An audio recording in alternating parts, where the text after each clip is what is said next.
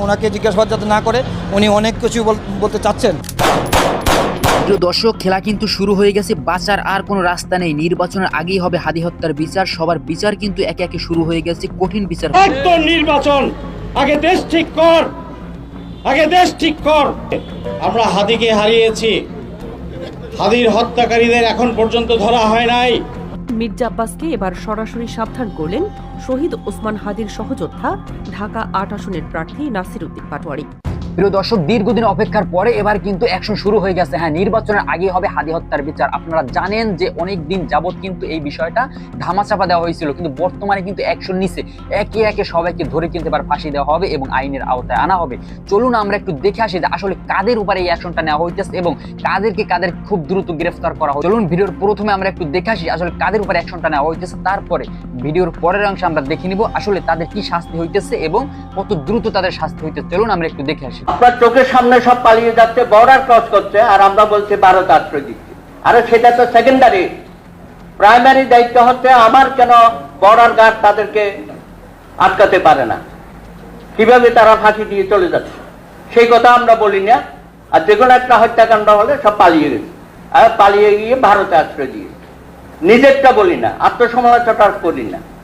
আমরা তাদেরকে যেতে দিলাম কেন, সুযোগটা পেল কেন, এটার পেছনে কারা আছে, এগুলো আমরা কেউ বলি না। ওটাকে ধামাচাপা দিয়ে আরেকটাকে নিয়ে আসি সামনে। সবকিছু মিলিয়ে একটা বাংলাদেশটা কি বলবো, আমাদের যে স্বপ্ন ছিল, যা আমাদের আকাঙ্ক্ষা ছিল, সে জায়গায় তো আমরা পৌঁছাতে পারিনি। আরো অনেক নিচের দিকে আমরা চলে আসি।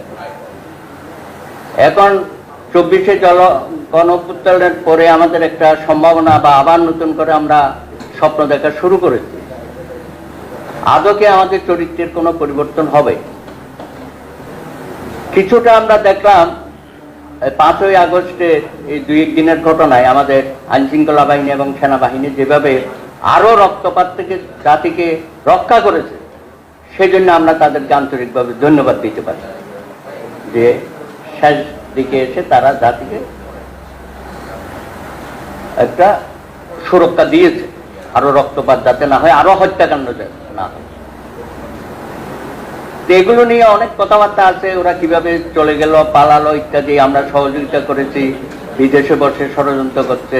আর ভারতের কথা আমরা সবসময় বলি। আমি বলি বিজেপি, আপনি বর্ডার সুরক্ষা দেওয়ার দায়িত্ব নিয়েছেন দেশের পক্ষে, আপনার চোখের সামনে সব পালিয়ে যাচ্ছে, বর্ডার ক্রস করছে, আর আমরা বলছি ভারত আশ্রয় দিচ্ছি। আরে সেটা তো সেকেন্ডারি।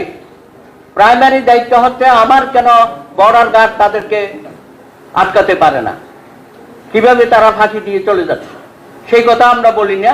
আর যে কোনো একটা হত্যাকাণ্ড হলে সব পালিয়ে গেছে, আর পালিয়ে গিয়ে ভারতে আশ্রয় দিয়ে নিজেরটা বলি না, আত্মসমালোচনা করি না।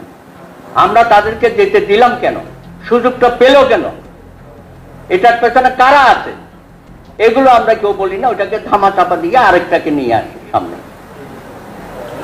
তো এখন বিষয়টা হচ্ছে আমাদের এইসব বাহিনীগুলো, এগুলোকে জনবান্ধব করা দরকার।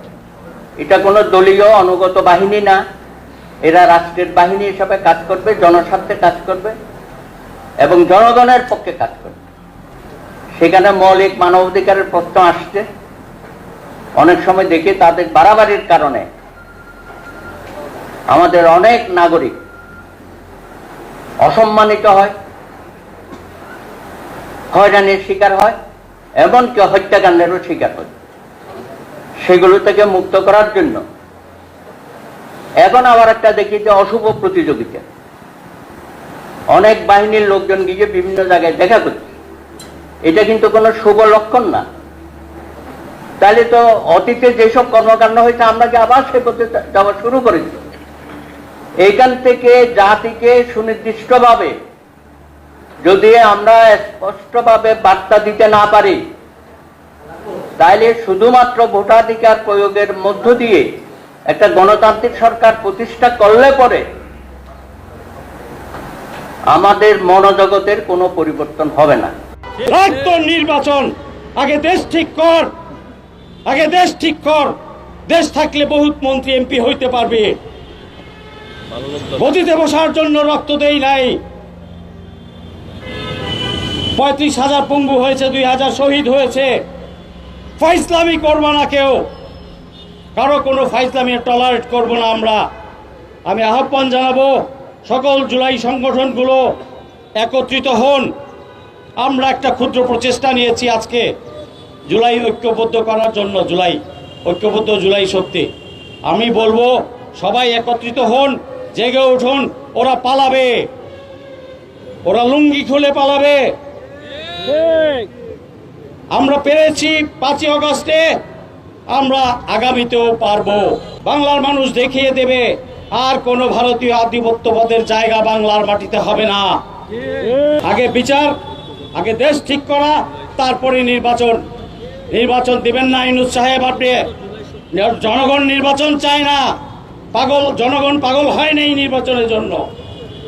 যারা ব্যবসা করতে চায় নির্বাচন নিয়ে, তারাই পাগল হয়েছে। আগে দেশ ঠিক করতে হবে।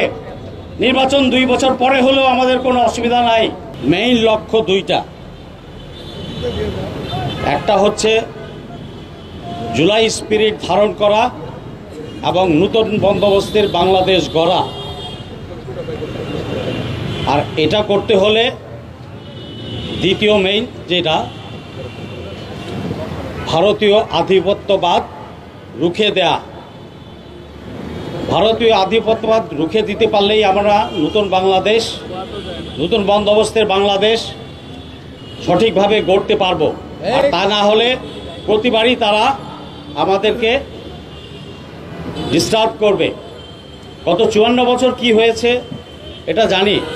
আমরা একটা পতাকা পেয়েছি, আমরা পাকিস্তান থেকে সেপারেট হয়েছি, আমাদের একটা মানচিত্র ছিল, বাট দেশের কন্ট্রোল আমাদের হাতে ছিল না।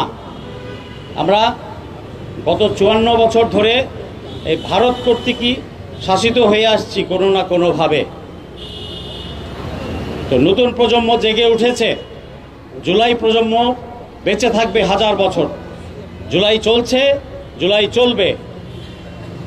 এবং ভারতীয় আধিপত্যবাদ চিরতরে রুখে দিতে হবে। আর এজন্য দরকার আমার আপনার সকলের ভিতরে সচেতনতা, দেশজ চিন্তা করতে হবে। নিজের দেশকে উন্নত করতে হলে দেশজ চিন্তা করতে হবে, দেশকে নিয়ে ভাবতে হবে। দেশের শত্রুদেরকে কোনোভাবে ছাড় দেওয়া যাবে না, ভারতীয় দালালদেরকে কোনোভাবে ছাড় দেওয়া যাবে না। আসসালামু আলাইকুম।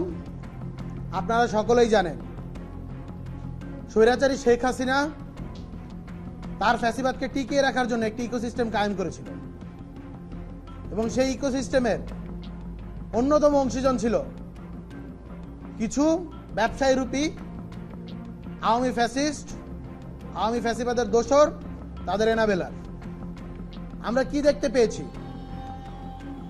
জুলাই গণ অভ্যুত্থান চলাকালে সেই রক্তক্ষয়ী সময়ে যখন আমাদের ভাইদের বুকে গুলি চলছিল, আমাদের বোনেদের বুকে গুলি চলছিল, তখন কিছু ব্যবসায়ী রূপী ফ্যাসিবাদী আওয়ামী দোসর তারা 22 জুলাই 2024 ওসমানী মিলনায়তনে স্বৈরাচারী শেখ হাসিনার ডাকে সেখানে দেখা করতে যায় এবং দেখা করতে গিয়ে তারা কনফিডেন্স দিয়ে আসে প্রয়োজনে 1 মাস ব্যবসা বন্ধ থাকবে, প্রয়োজনে তারা তাদের ব্যবসার যে ফান্ড সেগুলো শেখ হাসিনাকে দিয়ে দিবে, তাদের যা ইচ্ছা তা করবে, কিন্তু হাসিনা শুধু যা বলবে তার অপেক্ষায় তারা থাকবে। কিন্তু তারা এই যে হত্যাকাণ্ড সেটি চালিয়ে গিয়ে এই যে আন্দোলন সেটিকে অস্তমিত করতে চায় এবং তার জন্য যা যা করা দরকার তারা সেটা করার জন্য প্রস্তুত রয়েছে।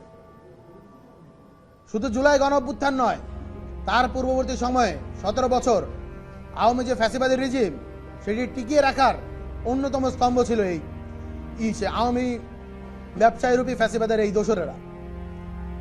আপনারা দেখতে পেয়েছেন 5ই আগস্ট জুলাই গণ অভ্যুত্থান পরবর্তী বিপ্লবী সময়ে আমরা কিন্তু বাংলাদেশের আপামর সাধারণ জনগণকে কমান্ড দিয়েছিলাম, আপনারা কোনো প্রকার সহিংসতার দিকে যাবেন না, আপনারা বাংলাদেশের যে রাষ্ট্রীয় সম্পদ সেগুলোকে রক্ষা করুন। আমরা রাষ্ট্র পুনর্গঠনের দিকে মনোযোগী ছিলাম। আমরা চেয়েছিলাম সকল ভুল ভ্রান্তি হাসিনার পলায়নের মধ্য দিয়ে এই আওয়ামী ফ্যাসিস্ট, আওয়ামী এনেবেলার সহ গোটা বাংলাদেশের যেখানে যেখানে আওয়ামী ফ্যাসিবাদের রন্ধ্র রন্ধ্রে জড়িয়ে রয়েছে সেগুলো পলায়ন করেছে। কিন্তু দুঃখের সাথে বলতে হয় এগুলো আসলে মোটেও পলায়ন করিনি, বরঞ্চ ঘাপটি মেরে বসে আছে, সুযোগ পেলেই তারা মাথাচাড়া দিয়ে ওঠে। আপনারা দেখতে পাচ্ছেন অনলাইনে হাজার হাজার কোটি টাকা খরচ করা হচ্ছে আওয়ামী প্রোপাগান্ডা ন্যারেটিভ প্রচার করার জন্য। আমার বোনেদেরকে, আমাদের ভাইদেরকে হ্যারাসমেন্ট করার জন্য অনলাইনে হাজার হাজার কোটি টাকা খরচ করছে এই আওয়ামী লীগেরা। এই আওয়ামী টাকায় এখনো আমার ভাই শরীফ ওসমান বিন হাদিকে গুলি করে হত্যা করা হয়।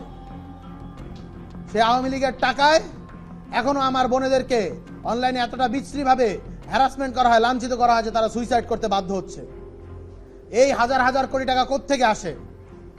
অবশ্যই আওয়ামী লীগ যে তাদের অর্থনৈতিক ইকোসিস্টেম রেখে গিয়েছে, সেই ইকোসিস্টেম এখনো বলবৎ রয়েছে, অন্যথায় এই টাকা আসতো না। আপনারা দেখেছেন, নিউজ করেছেন, আপনারাই গণমাধ্যম থেকে আমরা জানতে পেরেছি এক একটা মিছিল করলে নাকি 10,000 টাকা পাওয়া যায়।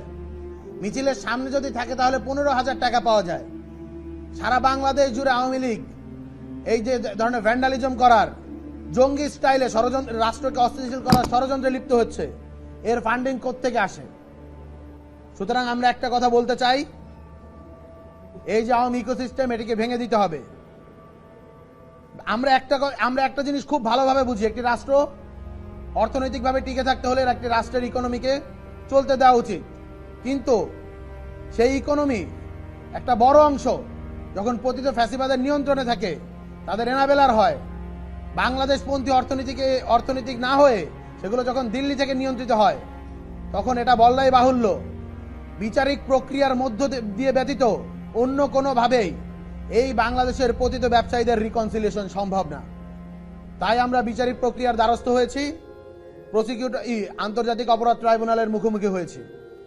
আমরা একটা কথা বলতে চাই, যারাই মনে করছেন রাজনৈতিক দলগুলোর শেল্টারে, বিভিন্ন পাওয়ারফুল গোয়েন্দা সংস্থাগুলোর শেল্টারে, অন্যান্য যে পাওয়ার স্ট্রাকচারের যারা স্টেক হোল্ডার রয়েছেন তাদের শেল্টারে গিয়ে যারা ফ্যাসিবাদের পদলেহন করেছেন, এখন অপেক্ষা আছেন দিল্লি থেকে আপা টুক করে ভিতরে চলে আসবে এবং আপনারা আবারও এদেশের ভিতরে রাম রাজত্ব কায়েম করবেন, আবারও এদেশের ভেতরে আপনাদের যে হত্যাযজ্ঞ সেটি কায়েম করবেন, তাহলে আপনারা ভুল ভাবছেন।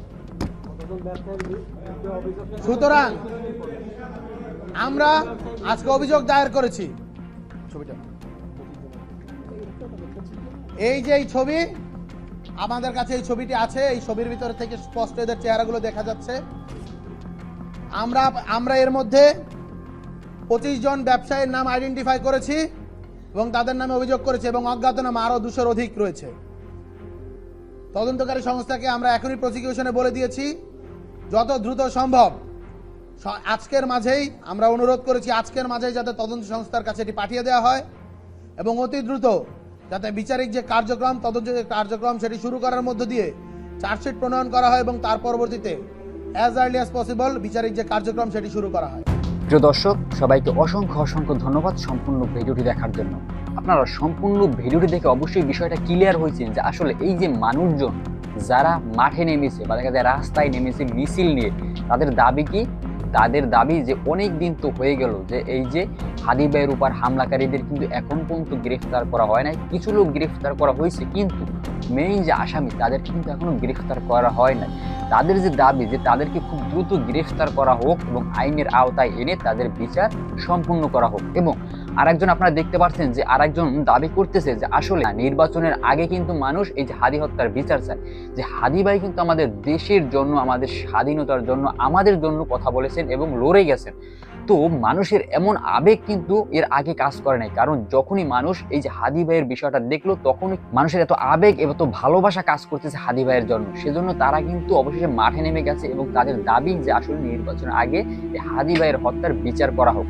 তো আপনারা যদি হাদি ভাইয়ের উপর হামলাকারীদের বিচার চেয়ে থাকেন অবশ্যই কমেন্টে জানিয়ে যাবেন এবং আপনার মূল্যবান মতামত অবশ্যই কমেন্টে জানিয়ে যাবেন আসলে তাদের কেমন বিচার হওয়া উচিত এবং আপনারা কি তাদের বিচার চান।